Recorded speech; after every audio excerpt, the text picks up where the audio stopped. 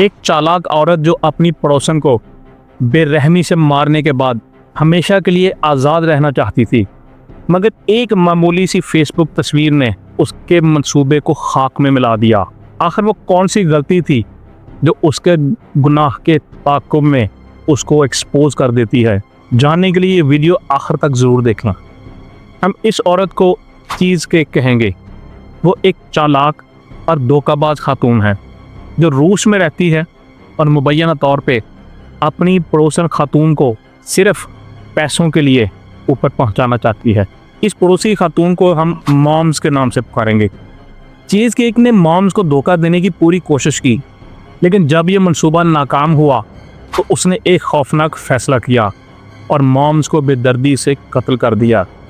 फिर वो लाश को 2 घंटे दूर मुसाफत पर ले गई और वहाँ पे जाके उसने इसको जला दिया ताकि कोई जुर्म का जो सबूत है वो बाकी ना रहे। इसके बाद वो मॉम्स के अपार्टमेंट वापस आई। उसने तमाम निशानात मिटा दिए और जो भी कीमती चीज़ उसको वहाँ से मिली, पैसे, जेवरात या कोई और जो चीज़ उसको मिली, उसने वहाँ से सिमटी और फिर रफू चक्कर हो गई। उसका ख्याल था कि वो अब कभी पकड़ी नहीं जाएगी। चीज़ केक समझ रही थी कि मॉम्स अपने अपार्टमेंट में अकेली रहती है, लेकिन उसकी बदकिस्मती थी कि मॉम्स की एक बेटी भी थी जिसका नाम नादिया था और वो न्यूयॉर्क में रहती थी। माँ और बेटी का रिश्ता बहुत मजबूत था। नादिया रोज़ाना अपनी माँ से फ़ोन पर बात करती थी, लेकिन फिर एक दिन अचानक मॉम्स की कॉल आना बंद हो गई। नादिया को फ़ौरन महसूस हुआ कि कुछ बहुत गलत हो चुका है। वो लम्हा कोई भी ज़ाया नहीं करना चाहती थी अपनी माँ के हवाले से कि उसको उसका पता चल सके। तो बग़ैर कुछ चीज़ जो उसका इंतज़ार किए वो न्यूयॉर्क को छोड़ देती है और सीधा रूस पहुंचती है ताकि वो अपनी माँ के बारे में मालूम कर सके कि वो कैसी हैं और कॉल्स क्यों नहीं कर रही। नादिया के माँ ने कुछ अर्सा पहले उसको अपनी मशकूक पड़ोसन के बारे में बताया था। वो खातून कोई और नहीं, चीज़ केक ही थी और उसके बारे में उसने अपनी बेटी को खबरदार किया था और कहा था कि वो उसे धोखा देने की कोशिश कर रही है। ये जानने के बाद नादिया को फ़ौरन चीज़ केक पर शक हुआ कि वही इसकी गुमशुदगी जो है उसकी वालदा की उसके पीछे है। चुनांचे वो सीधा अपनी माँ के अपार्टमेंट पहुंची।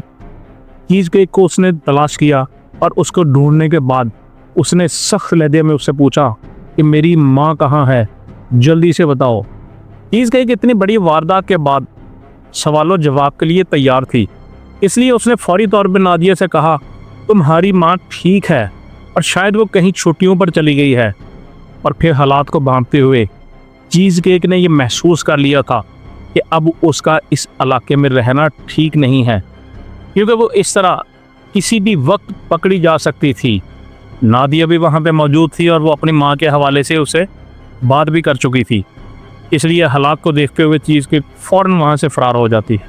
मगर नादिया ने हार मानने का नाम नहीं लिया। वो फ़ौरन रूसी पुलिस को इतला देती है और यूँ एक बड़ी तफ्तीश का आगाज़ होता है।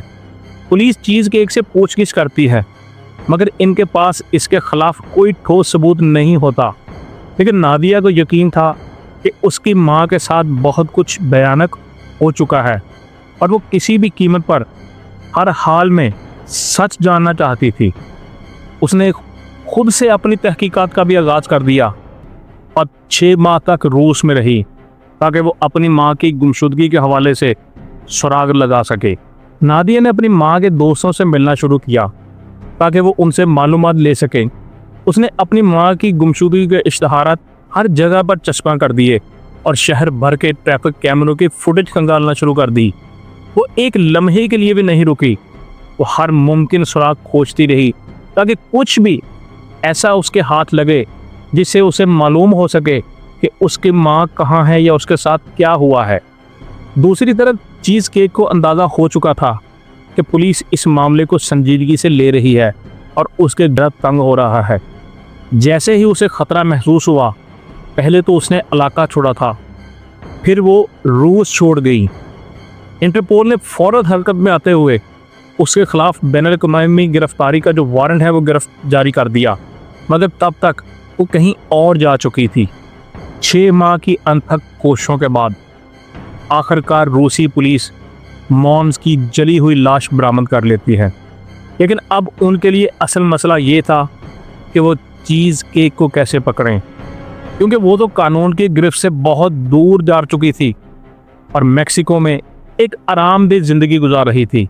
वो आज़ाद थी और उसे ऐसा लग रहा था कि शायद वो कभी भी पकड़ी नहीं जा सकती, लेकिन किस्मत ने उसके लिए कुछ और ही लिख रखा था। कुछ अर्सा बाद नादिया न्यूयॉर्क वापस जाती है, क्योंकि उसे यकीन हो चुका था कि उसकी माँ अब इस दुनिया में नहीं रही। वो अपनी माँ की मौत के सदमे से बाहर निकलने की कोशिश कर रही थी, क्योंकि ये सदमा होता ही बहुत बड़ा है। लेकिन इंतकाम की आग अभी भी उसके दिल में जल रही थी और वो हर सूरत अपनी माँ के कातिल को गिरफ्तार करवाना चाहती थी। और फिर एक दिन किस्मत ने उसका साथ दिया और उसको ऐसा सबूत फराहम किया जिसकी वजह से उसकी आंखों में एक हैरत अंगेज चमक आई कि हाँ, अब ये नहीं बच पाएगी।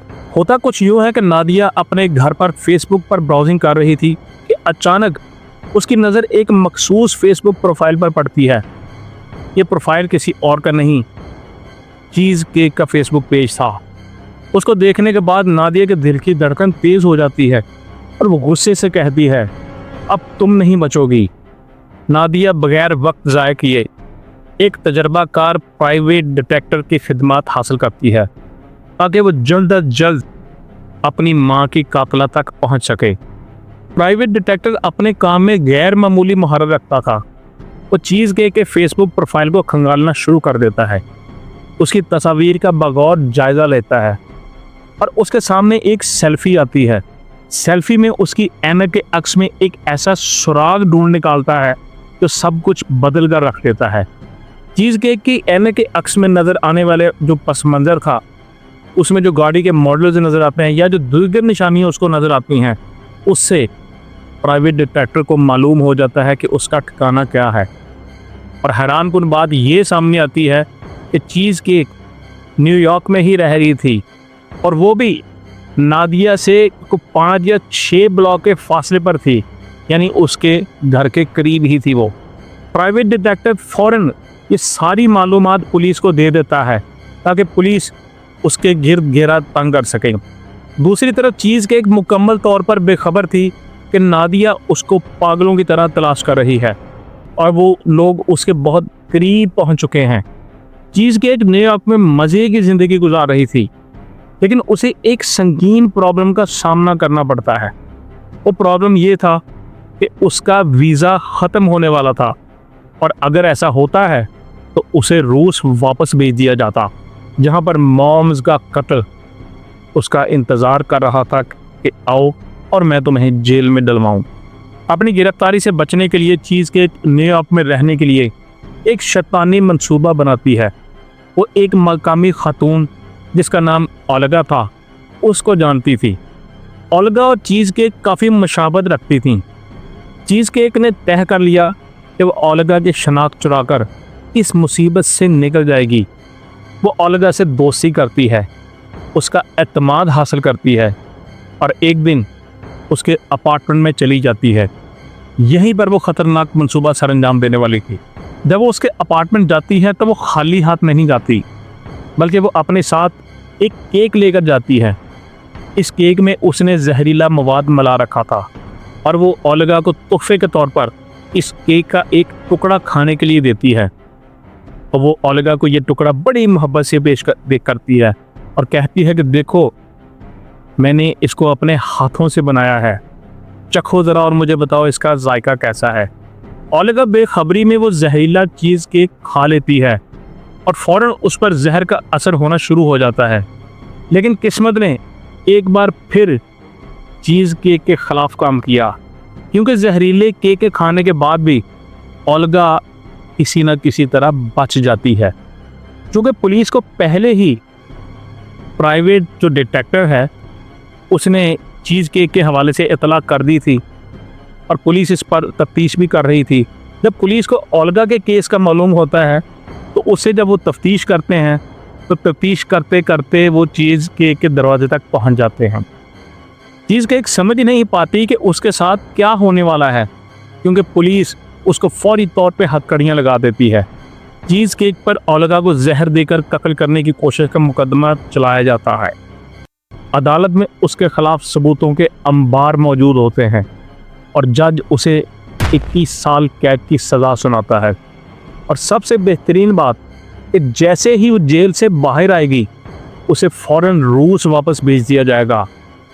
वहाँ उसका इंतज़ार मॉम्स का मर्डर केस कर रहा है।